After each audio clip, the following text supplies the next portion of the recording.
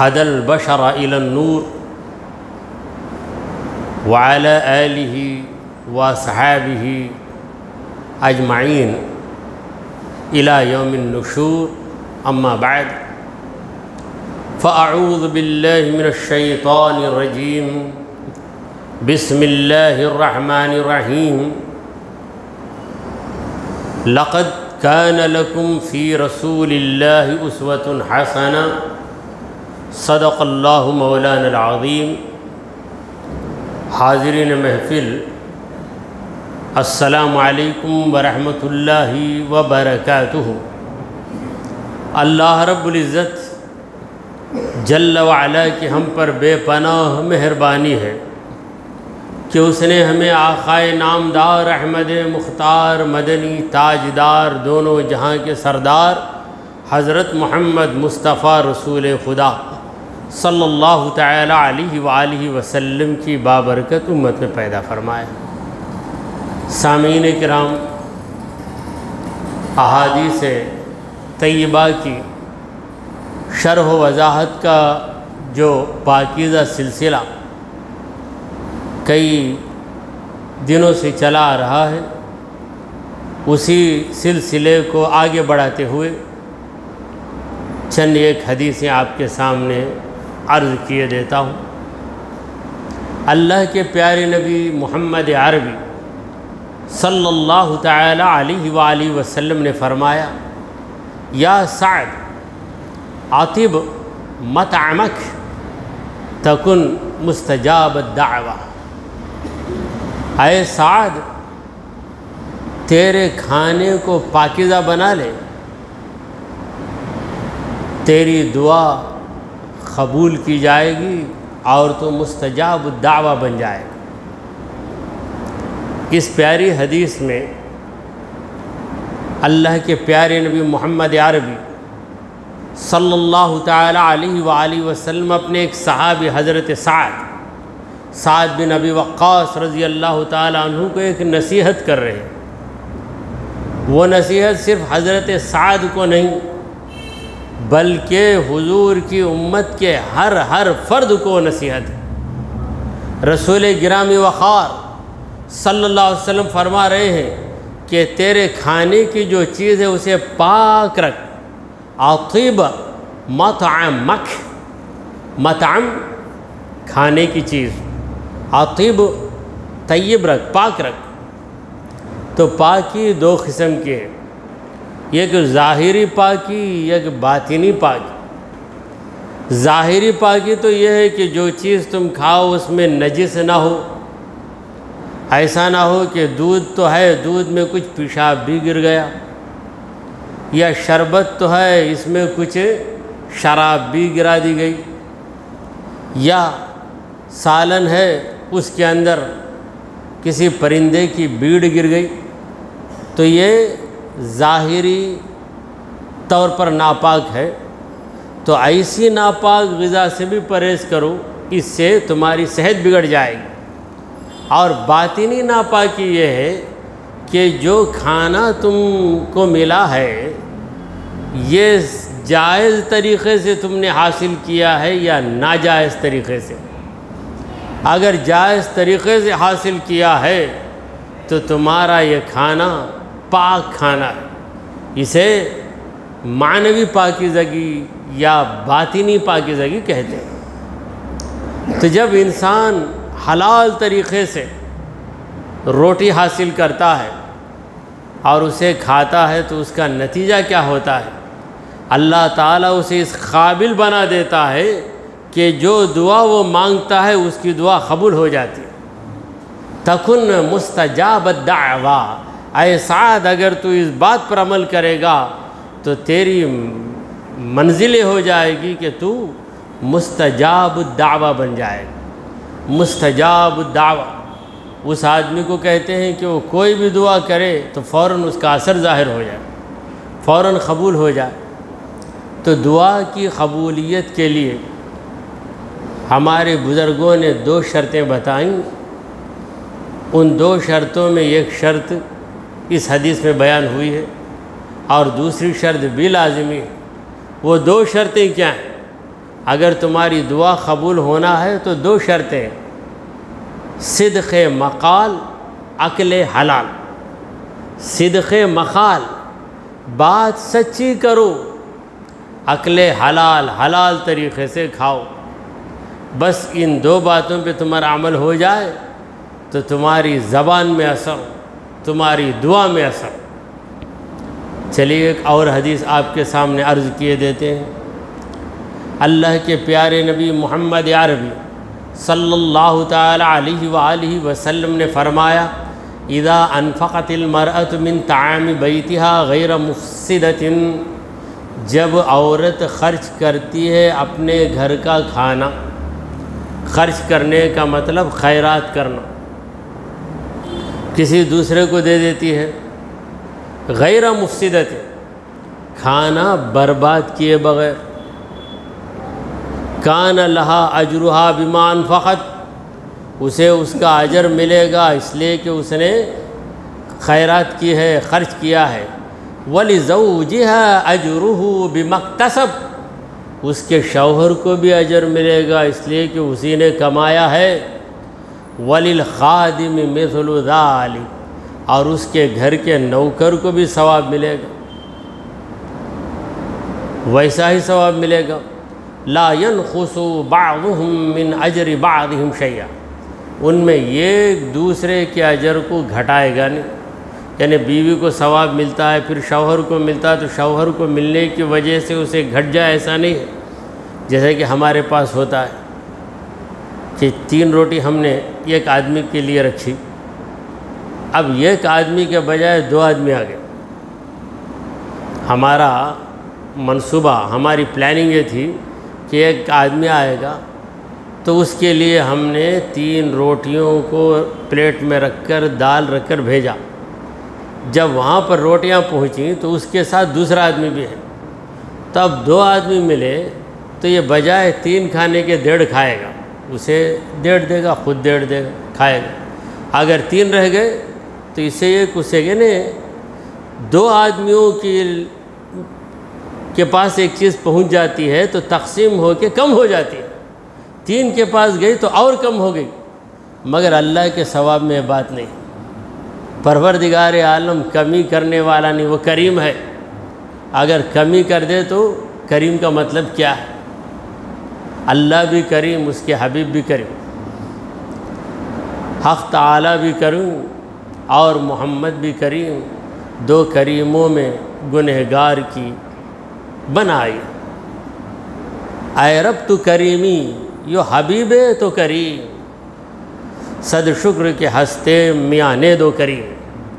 صد شکر، 100 شکر ہے کہ ہستے ہم ہیں میاں نے 2 کریم، 2 کریموں کے درمیان، خدا بھی کریم، رسول بھی کریم، اور خدا اور رسول کا چاہنے والا ولی وہ بھی کریم ہوتا ہے۔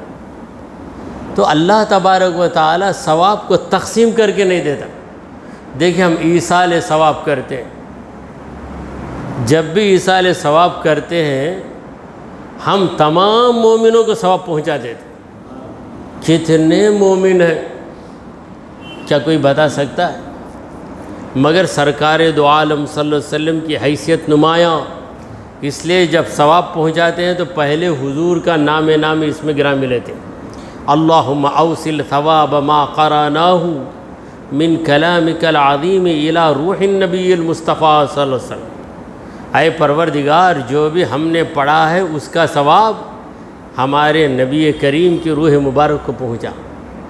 ثم، پھر اس کے بعد الی ارواح سائر النبیین والصدیقین والشہداء والصالحین، اس کے بعد تیرے انبیاء، حضور کے علاوہ جتنے انبیاء ان کی روحوں کو پہنچا۔ اب نبی کیا ہمارے ثواب کا محتاج ہے؟ ایک سوال بعض لوگ بہکانے کے لیے سوال کرتے، حضور کو تمہارے ثواب کی کیا ضرورت ہے؟ دیکھیے بادشاہ ہے، وہ ہمارا محتاج نہیں ہے، مگر ہم دل کی تسلی کے لیے اسے تحفہ دے دیتے ہیں تو وہ بھی مسکرا کر لے لیتا ہے۔ یہ دین کے بادشاہ ہیں، انہیں ہمارے ثواب کی ضرورت نہیں، مگر ہمیں ان کی نسبت کی ضرورت ہے، نسبت کو قائم رکھنے کے لیے اور نسبت کا حق ادا کرنے کے لیے ان کی بارگاہوں میں کچھ نہ کچھ نذرانہ دینا ہے۔ ہم کیا نذرانہ دیں گے؟ پروردگار عالم کے کرم سے ہم ثواب پہنچاتے ہیں، ایصال ثواب پہنچانا، ایک ثواب ہے ایک عذاب ہے۔ ایصال ثواب درست، ایصال عذاب نہیں۔ ایک آدمی جا کر غلطی کر دیا، چوری کر کے لا کے بولا اللہم اوصل عذاب هذه الجریمۃ الی روح فلان، ایسا نہیں کر سکتا۔ اے اللہ یہ جو جرم ہے اس کا عذاب فلاں کی روح کو پہنچا دے، پہنچے گا کیا؟ لا تزر وازرۃ وزر اخری، لا تزر وازرۃ وزر اخری، یہ شخص دوسرے شخص کے گناہ کا بوجھ نہیں اٹھائے گا۔ تو ایصال عذاب نہیں ہمارے پاس، قرآن نفی کر رہا ہے۔ ایصال ثواب یہ ہے، تو نبیوں کو پہنچا، صدیقین کو پہنچا، والشہداء والصالحین، شہداء کرام کو پہنچا، صالحین کو پہنچا۔ ثم الی ارواح سائر اہل الایمان، اس کے بعد جتنے مومن بندے ہیں ان سب کو پہنچا، سارے مومنوں کو، آدم علیہ السلام کے دور سے لے کر اب تک جتنے مومن ہیں تمام کی روحوں کو پہنچا دے، کیونکہ پروردگار عالم ثواب تقسیم کر کے نہیں دیتا، سب کو۔ تو سرکار دو عالم صلی اللہ علیہ وسلم فرما رہے ہیں کہ لا ينقص بعضهم من اجر بعضهم شیئا، ان میں کا ایک دوسرے کے اجر کو گھٹاتا نہیں۔ یہ حدیث بخاری مسلم دونوں کتابوں میں، جب ایک حدیث صحیح بخاری صحیح مسلم دونوں کتابوں میں آ جائے تو اس حدیث کو ہم کیا کہتے ہیں؟ متفق علیہ، متفق علیہ۔ تو اس حدیث میں سرکار دو عالم صلی اللہ علیہ وسلم یہ سمجھا رہے ہیں کہ گھروں میں کھانا بچ جاتا ہے، روٹیاں بچ جاتی ہیں، تو بعض عورتوں کی عادت ہے کہ ان روٹیوں کی حفاظت نہیں کرتی، اٹھا کر پھینک دیتی۔ 10 روٹیاں بنی، شوہر نے کہا کہ میری طبیعت ٹھیک نہیں ہے، بس 1 روٹی کھا لیا۔ بیٹے نے کہا کہ میں کھاؤں گا ہی نہیں، پھر اس نے 1 روٹی کھائی، اور کسی مہمان کا انتظار تھا، مہمان بھی نہیں آیا، تو 3 روٹیاں ہو گئیں، 7 بج گئیں، تو 7 کو اٹھا کر پھینک دیتے۔ تو حضور فرماتے ہیں کہ اس طرح پھینکنے کے بجائے کوئی عورت اسے بچا کر غیر مفسدتن، اسے بگاڑے بغیر خراب کیے بغیر حفاظت سے رکھ کر کسی ضرورت مند کو دے دیتی، اپنے پڑوسی کے گھر کو بھیج دیتی، قریب ہے پڑوسی اس کے گھر میں بھیج دیا، تو اللہ تبارک و تعالی اس عورت کو اجر دے گا۔ اپنے شوہر کی کمائی میں وہ چیز بنائی تھی، اب وہ چیز بچ گئی، اگر اسے ترکیب سے محفوظ رکھ کر کسی ضرورت مند کو دے دیتی ہے تو اس عورت کو اجر ملے گا۔ صرف عورت کو نہیں، اس کے شوہر کو بھی اجر ملے گا۔ کیوں؟ بمکتسب، اس لیے کہ وہی کما کر لایا تھا۔ جو نوکر ہے یہ توشہ لے کر کسی گھر کو پہنچا کے آیا، مالکن نے کہا کہ چلو یہ ہے فلاں گھر میں دے کے آ جاؤ، یہاں فلاں غریب بیٹھا ہوا ہے اسے جا کے کھلا دو، تو وہ جا کے کھلا کر آ گیا، تو اس خادم کو بھی ثواب ملے گا، اور تینوں کو ثواب ملتا ہے۔ عورت کو پہلے ثواب اس لیے کہ عمل اس نے کیا، شوہر کو بعد میں ثواب اس لیے کہ وہ سبب تھا، سبب اصلی تھا، اگر وہ نہیں کماتا تو یہ خیرات کہاں کرتی، اور چونکہ اس کا یہ عمل خیرات کا عمل نوکر کے ذریعے ہوا تو نوکر کو بھی ثواب ملے گا، تو 3 کو ثواب ملتا تو کیا 3 حصوں میں تقسیم ہو جائے گا؟ نہیں، اسے بھی پورا، اسے بھی پورا اور اسے بھی پورا۔ تو جب بھی ہم ایصال ثواب کرتے ہیں تو تمام کو ثواب پہنچاتے. ایسا نہیں کہتے اللہم اوصل ثواب حاضر قرات الی روح ابی فقط ولا توصل الی احد سوا ابی، میرے ابا کے سوا کسی کو ثواب نہیں پہنچانا، صرف میرے ابا کو ثواب پہنچانا.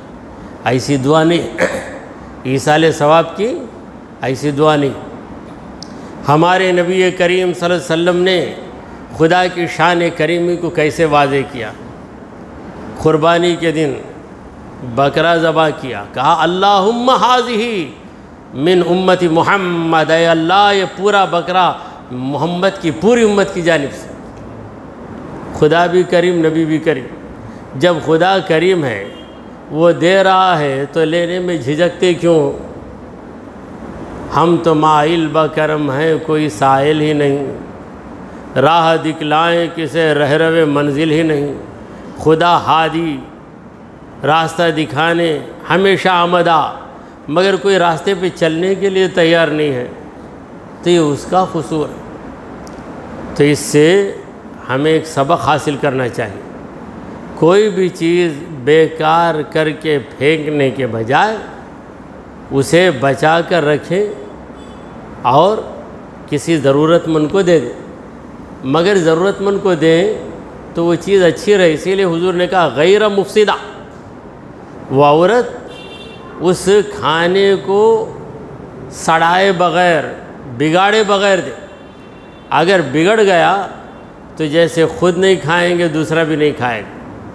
وَلَا تَيَمَّمُوا الْخَبِيثَ مِنْهُ تُنْفِقُونَ وَلَسْتُمْ بِآخِذِيهِ، تم خبیث ناپاک چیز کو خیرات میں دینے کا ارادہ مت کرو. وَلَا تَيَمَّمُوا، ارادہ مت کرو. کہ کس چیز کا ارادہ؟ الخبیثہ، گندی چیز کا. مِنْهُ تُنْفِقُونَ، اسے تم خرچ کرتے ہو. وَلَسْتُمْ بِآخِذِيهِ، اگر تم کو دیا جائے تو تم نہیں لیں گے. بعض لوگوں کی عادت ہے گھروں میں عموماً وہ عام بہت پرانے ہو گئے، کون بھی کھانگا نہیں باؤ، موزن صاحب کے گھر میں جا کر دے کے آ جاؤ. کیا موزن صاحب کو تحفہ دیتے، اب آ کر پھر 10 بجے دے کے ظہر میں انکوائری بھی کرتے، کیا موزن صاحب آمہ کھائے کہ اچھے تھے؟ اب انہوں کیا بولیں گے؟ وہ صاحب کبھی ہاں ٹھیک ہے بولتے، صحیح بول دیے، کیا سڑ گئے تھے نا جی، تم لوگوں کے پاس شکر نہیں جی، شکریت نہیں کریں، ہمیں دے کر بھیجے نہیں، اس میں تمہیں خامی نکالیں گے. یہاں کی زبان بن کے نوٹما نکالتے، اس میں خامی نکالیں گے. خود ہی بھیجے خامی والا، خود نہیں کھا سکتے، اپنے بیٹے کو نہیں کھلا سکتے. اب کیا کرنا؟ بیکار نہیں کرنا. ہاں ارے اس کا پیٹ بھی ویسا ہی جیسے تمہارا پیٹ ہے، اس کا ہاضمہ بھی ویسا ہی ہے جس طرح تمہارا ہاضمہ ہے. یہ سوچنے کی ضرورت ہے. چلیے ایک اور حدیث آپ کے سامنے عرض کی جاتی ہے. اللہ کے پیارے حبیب، ہمارے دلوں کے طبیب حضرت محمد مصطفیٰ صلی اللہ علیہ وسلم نے فرمایا افضل الصدقتی ان تشبع کبدا جائعا. افضل صدقہ، بہترین صدقہ، بڑے درجے والا صدقہ یہ ہے کہ تو پیٹ بھر دے کسی بھوکے کا. کوئی بھوکا مل گیا اور تجھے معلوم ہے کہ یہ بھوکا ہے، چہرے سے بھی پتہ چلتا ہے، یا تمہارے ساتھ ہے صبح سے دوپہر تک وہ بھوکا ہے معلوم، تو اسے بھر پیٹ کھلا دو تو یہ بہت بھاری صدقہ ہے. کیونکہ انسان کی بنیادی ضرورت کھانا ہے، اور انسان کی وہ تکلیف جسے وہ زیادہ برداشت نہیں کر سکتا وہ بھوک کی تکلیف ہے. لہذا کسی بھوکے کو کھلا دینا یہ کیسا صدقہ ہے؟ افضل الصدقہ، فضیلت والا، بڑے درجے والا صدقہ ہے. اب اس حدیث میں ایک اور بات قابل غور ہے. رسول پاک صلی اللہ علیہ وسلم نے فرمایا ان تشبع کبدا جائعا، تم بھر دو